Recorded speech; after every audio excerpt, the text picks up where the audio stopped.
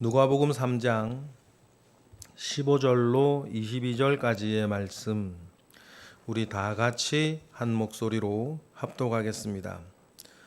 백성들이 바라고 기다림으로 모든 사람들이 요한을 혹 그리스도신가 심중에 생각하니, 요한이 모든 사람에게 대답하여 이르되, 나는 물로 너희에게 세례를 베풀거니와 나보다 능력이 많으신 이가 오시나니 나는 그의 신발끈을 풀기도 감당하지 못하겠노라.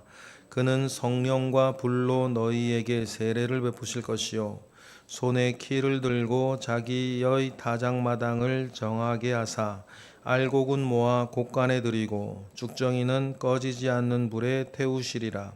또 그 밖에 여러 가지로 권하여 백성에게 좋은 소식을 전하였으나 분봉왕 헤롯은 그의 동생의 아내 헤로디아의 일과 또 자기가 행한 모든 악한 일로 말미암아 요한에게 책망을 받고 그 위에 한 가지 악을 더하여 요한을 옥에 가두니라. 백성이 다 세례를 받을새 예수도 세례를 받으시고 기도하실 때에 하늘이 열리며 성령이 비둘기 같은 형체로 그의 위에 강림하시더니 하늘로부터 소리가 나기를 너는 내 사랑하는 아들이라 내가 너를 기뻐하노라 하시니라. 아멘. 예나 지금이나 하나님은 하나님의 일을 하고 계심을 믿습니다. 하나님은 지금도 자신의 일을 하고 계십니다. 우리에게도 그렇고 또 예수님께서 공생애를 맨 처음 시작하실 때에도 하나님은 여전히 하나님의 일을 하고 계십니다. 그래서 오늘은 세례 요한의 사역이 어떻게 이어졌고 그의 사역이 또 어떻게 변곡점을 가지고 이루어져 변화가는지 그 이야기가 있고, 또 예수님은 또 세례를 또한 받으시는 그 장면을 오늘 우리가 읽었습니다. 요한이 참 부흥운동, 회개운동을 일으킬 때 사람들이 귓등으로도 안 듣고 아니면 뭐 찻잔 속에 태풍처럼 그렇게 자기들끼리 이야기로만 흘러갈 수도 있습니다. 그런데 요한이 일으킨 이 부흥운동, 이 회개운동이 전 팔레스타인 유대인들의 마음을 뒤흔들었죠. 그래서 군인들도 와서 회개하고 세리들도 와서 회개하고 무리들도 와서 회개하고, 다른 복음서에 보면 그 무리들이 바리새인들과 서기관들이었다는 이야기들도 나와 있습니다. 그러니 온 땅을 뒤흔드는 그 부흥운동을 일으키니 사람들이 당연히 15절처럼 생각을 하겠죠. 왜냐하면 그들이 늘 기다리고 있는 것 아닙니까? 시대가 어둡고 혼란스러울수록 그들이 기다리는 바가 있습니다. 그죠? 15절 읽어보겠습니다. 시작. 백성들이 바라고 기다림으로 모든 사람들이 요한을 혹 그리스도신가 심중에 생각하는 겁니다. 그들의 마음 가운데에 요한이 그리스도가 아닌가 이렇게 생각을 합니다. 그리스도가 아니라고 한다면 이 온 나라를 뒤흔드는 이 부흥운동을 누가 일으킬 수 있겠냐. 그 모든 군인들과 세리들과 바리새인들과 서기관들, 그 모든 사람들이 나와 회개하고, 어제 말씀드렸죠. 유대인이 세례를 받는 것은 흔하지 않은 일입니다.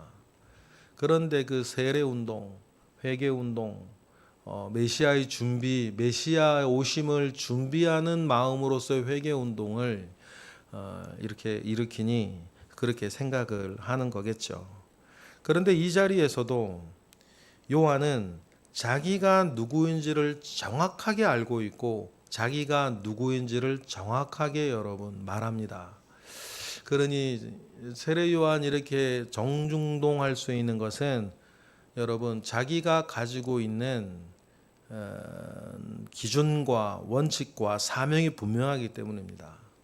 기록되어져 있진 않았지만 세례 요한이 적정 나이가 되어서 빈들에 나가 자라고 하나님 아버지 앞에 정말 철저한 훈련을, 하나님 앞에 머무는 경건의 훈련을 초인적으로 받을 때, 우리가 다른 복음서를 알지만 메뚜기와 석청을 먹으며 광야의 들에서 그렇게 살아갈 때 초인적인 그 경건의 훈련을 받을 때 하나님으로부터 어떤 은혜와 어떤 말씀과 어떤 사명이 있었겠습니까?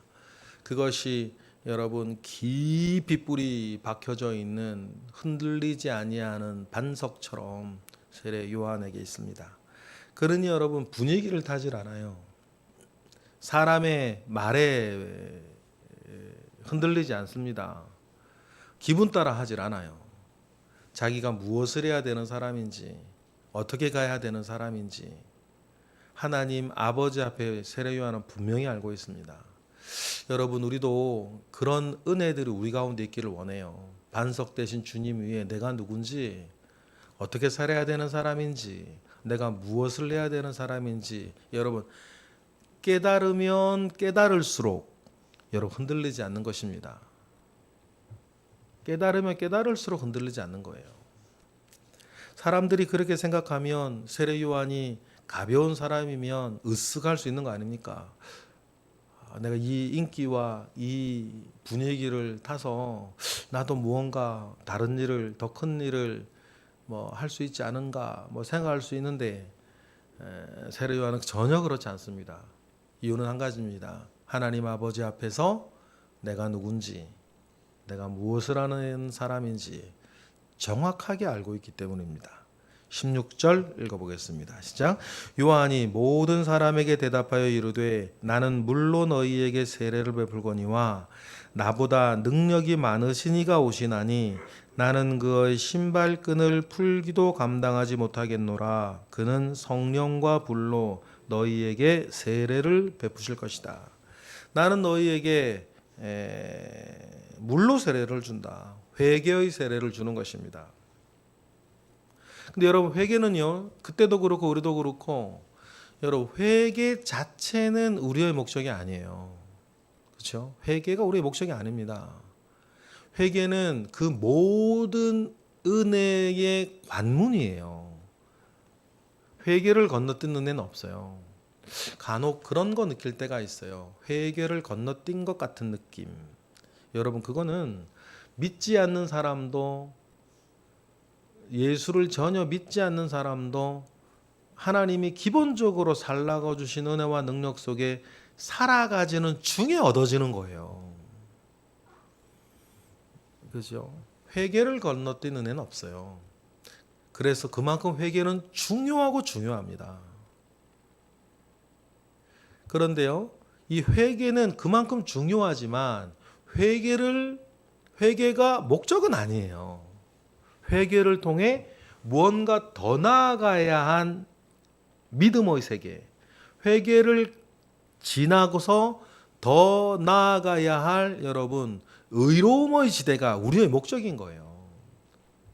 하나님의 영광에 이르지 못하는 모든 그 죄 가운데에 회개라고 하는 그 홍해를 지나 우리가 가야 하는 그곳이 있는 것 아닙니까? 세례 요한이 그건 얘기를 해요.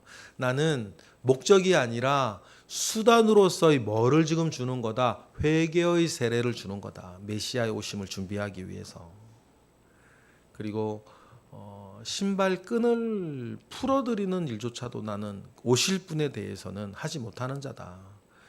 노예도 등급이 있는 것 아닙니까?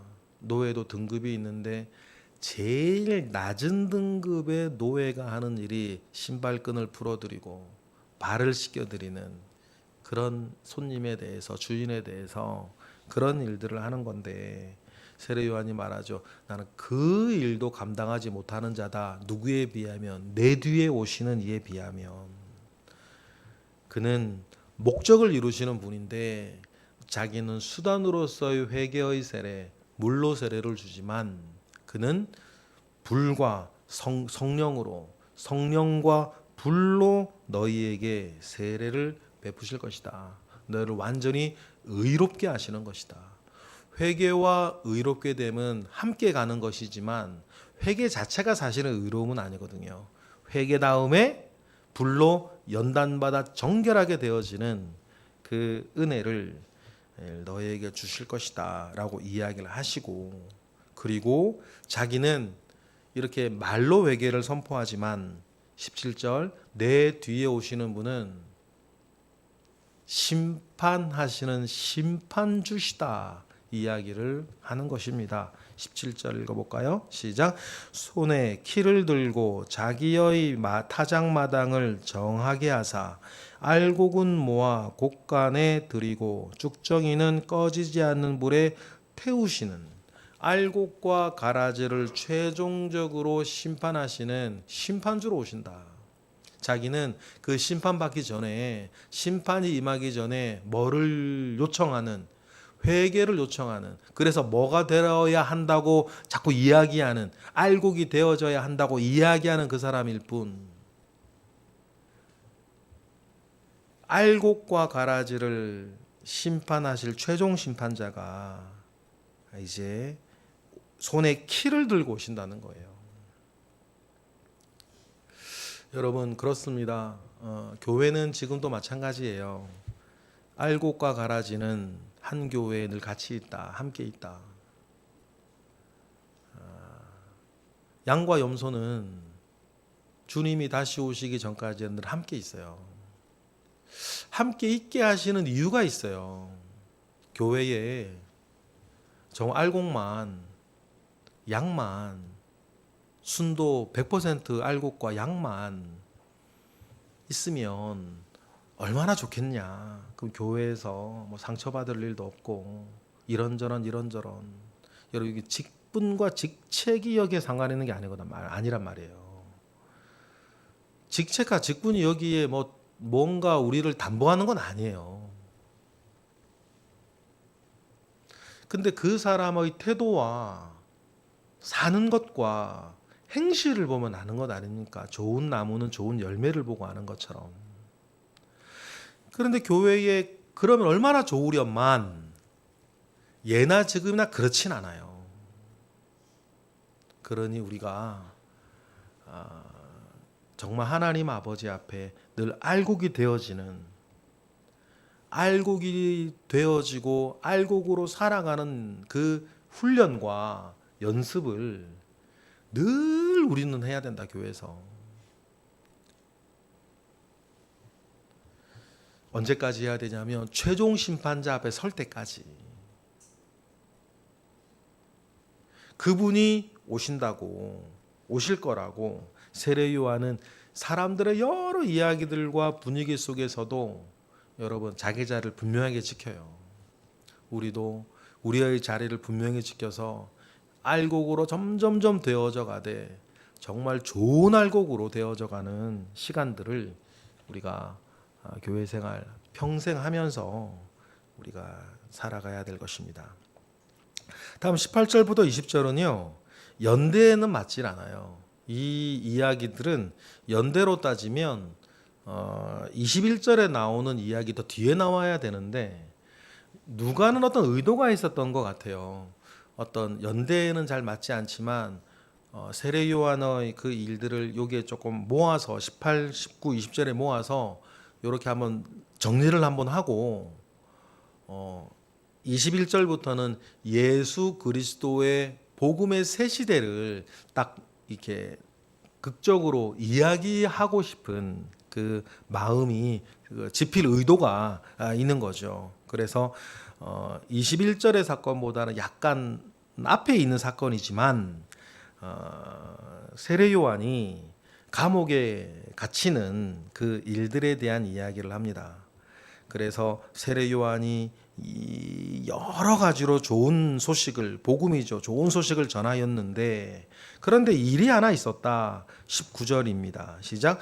분봉왕 헤롯은 그의 동생의 아내 헤로디아의 일과 또 자기가 행한 모든 악한 일로 말미암아 요한에게 책망을 받아요. 분봉왕 헤롯이라고 되어 있습니다. 여기 나오는 헤롯은 예수님 태어날 때 헤롯 대왕이 아니라 그의 아들 헤롯 안디바라고 하는 사람이에요. 헤롯 안티파스라고 하는 사람인데 성경에는 총 4명의 헤롯이 나옵니다. 복음서하고 사도행전까지 총 4명의 헤롯이 나와요. 그리고 헤롯이라는 그 이름이 나올 때 이게 누구 헤롯인지를 조금 알아야 성경이 좀 헛갈리질 않습니다. 19절에 나오는 헤롯은 헤롯 대왕의 아들 헤롯이에요. 그런데 그의 여동생의 아내 헤로디아의 일이라고 되어 있는데 헤롯 대왕에게는 알려진 것만 뭐 7, 8명의 아내가 있고 더 많았을 거예요. 알려진 것만 한 20여 명의 아들이 있어요. 더 많았을 겁니다. 그러니까 가기가 복잡했지요. 그런데 이 헤롯 대왕에게는 장남이라고 알려진 사람이 아리스토블루스라고 하는 사람이 있는데 왕권에 위협이 된다고 헤롯 대왕이 죽인 사람이 있어요. 헤롯 대왕은 아주 잔인한 사람이에요. 그 아리스토블루스라고 하는 그 장자의 딸이 헤로디아란 말이에요. 그런데 이 헤로디아가 분봉왕 헤롯의 동생과 결혼했다. 그 작은 아버지랑 결혼했단 말이 되는 거죠. 그런데 이 헤로당 분봇 안디바가 자기 동생의 아내인 조카를 뺏어와서 결혼을 한 거예요. 이때 이제 이 헤로디아의 원래 남편은 헤로디아는 로마에 살고 있었거든요. 로마에 빌립이라는 사람인데 빌립이라는 사람하고 인질 반, 뭐 황제 입장에 그럴 수 있죠. 인질 반, 반 로마에서 평범한 시민으로 살고 있었는데 헤롯 안디바가 이게 왕이 된 뒤에 로마로 가서 뺏어와요. 이것도 이상한 일이죠. 이 가기가 이상해요. 그리고 이 헤로디아는 또 다시 당시에 다른 지역을 다스리고 있던 헤롯의 또 다른 아들 빌립이 또 있는데 그 사람과 결혼해요. 이 헤로디아의 딸이 살로메라는 여자죠. 사도행전에 나오는. 그러니까 이 가계가 굉장히 복잡하고 이 팔레스타인 땅에서 막 그 유대인들과 함께 사는 이 왕들이 막 이렇게 작은 아버지랑 결혼을 하고 또 다른 작은 아버지랑 결혼을 하고 뺏어가고 막 이런 일이 있으니까 이런 일들에 대해서 헤롯이 어떻게 하겠어요? 이것은 옳지 아니하고 나쁜 일이라고 막 비난하기 시작하는 거예요. 그것 때문에 이제 세례 요한이 나중에 생일 잔치 때 이렇게 저렇게 죽고 하는 이야기들 여러분 읽어보셨을 거예요. 그리고 여러 가지 일로 책망을 받아서 안디바가 그냥 죽이려고 해도 워낙 백성들의 지지를 많이 받고 있는 사람이니까 20절 읽어볼까요? 시작. 그 위에 한 가지 악을 더하여 요한을 옥에 가두어 버려요. 이때 옥에 갇히고 헤롯이 옥에 세례 요한을 가두고 죽을 때까지 풀려나지 못합니다. 한 1년 가까이 이렇게 감옥에 갇혀 있어요. 갇혀 있습니다.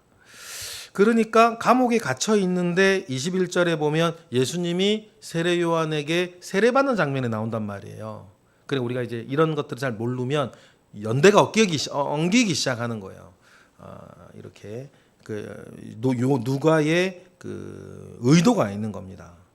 그리고는 21절에 이렇게 세례 요한의 시대를 이렇게 마무리를 하고 누가의 입장에서는 다시 예수님의 새 시대를 이렇게 생각을 하는데 예수님께서 세례 요한에게 세례를 받는 이 장면이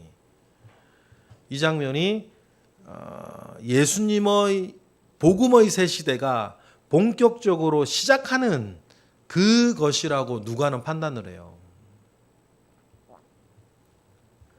그렇죠? 21절을 읽어보겠습니다. 시작. 백성이 다 세례를 받을새 예수도 세례를 받으시고 기도하실 때에 하늘이 열리는 겁니다. 사실 예수님은 세례를 받으실 필요가 없죠. 왜냐하면 죄가 없으시니까. 예수님은 세례를 받으실 필요가 없죠. 메시아를 준비하는 세례인데 메시아 본인이시니까. 그런데도 불구하고 여러분 예수님이 세례를 받으시는 것을 우리는 주목할 필요가 있습니다.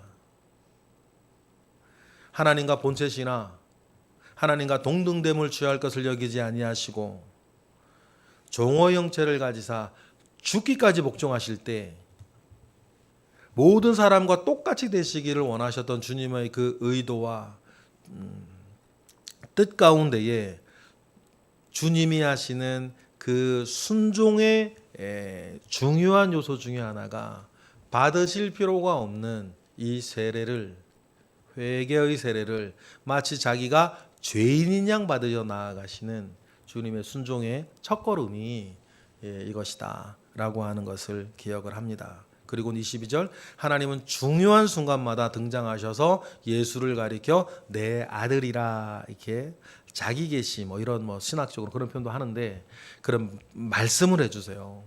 이 말씀을 해주시는 이유는 한 가지 아닙니까? 당시에 그리고 우리들의 믿음을 돕는 겁니다. 22절 시작. 성령이 비둘기 같은 형체로 그의 위에 강림하시더니 하늘로부터 소리가 나기를 너는 내 사랑하는 아들이라 내가 너를 기뻐하노라 하시니라.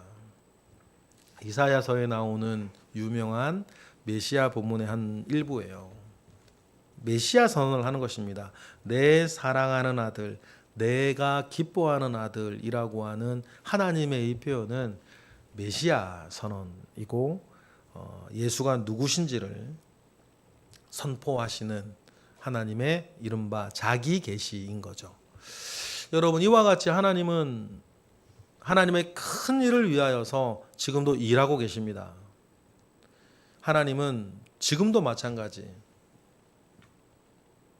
예수님 세례 요한 중심으로 뿐 아니라 우리가 꼭 믿으며 지금도 살아가야 할 것, 하나님은 지금도 나를 위해서도 나를 향해서도 지금도 일하고 계신다. 하나님이 어떤 일을 하시고 계신지, 하나님이 하신 일이 드러나는 그때까지 우리는 믿음의 반석 위에 말씀을 따라 사는 양의 삶, 알곡의 삶, 좁은 문으로 들어가는 삶, 좁은 길을 걸어가는 삶을 여러분 믿음으로 살아가시는 우리 모두가 되기를 바랍니다. 하나님이 그러면 하신 일이 드러날 때 하나님께 영광 올려드리고 우리의 삶엔 감사가 넘칠 줄 믿습니다. 기도하겠습니다. 하나님 감사합니다. 크신 은혜와 능력이 우리 가운데에 넘치게 하시옵소서. 주님의 크신 은혜와 능력이 하나님 우리 가운데 있습니다. 주님으로부터 말미암아 오는 선한 은혜와 능력 속에 온전하게 하시옵소서. 주님의 크신 은혜가 하나님 우리 가운데 있어서 하나님께서 모든 것을 이끄셨듯 지금 우리도 이끄심을 믿으니 그 이끄심 가운데에 믿음으로 화답하고 순종으로 걸어가는 우리 모두가 되게 하시옵소서. 드려지는 감사 예물 가운데에 주님 함께 하시고 하나님 아버지의 선하심이 늘 있게 하시옵소서. 오늘도 새벽을 깨워 기도하는 이들의 얼굴과 이름과 형편을 주님 불쌍히 여기시고 긍휼히 여기셔서 주님의 은혜를 부어주시되 차고 넘치게 부어주시옵소서. 예수 그리스도의 이름으로 기도드렸나이다. 아멘.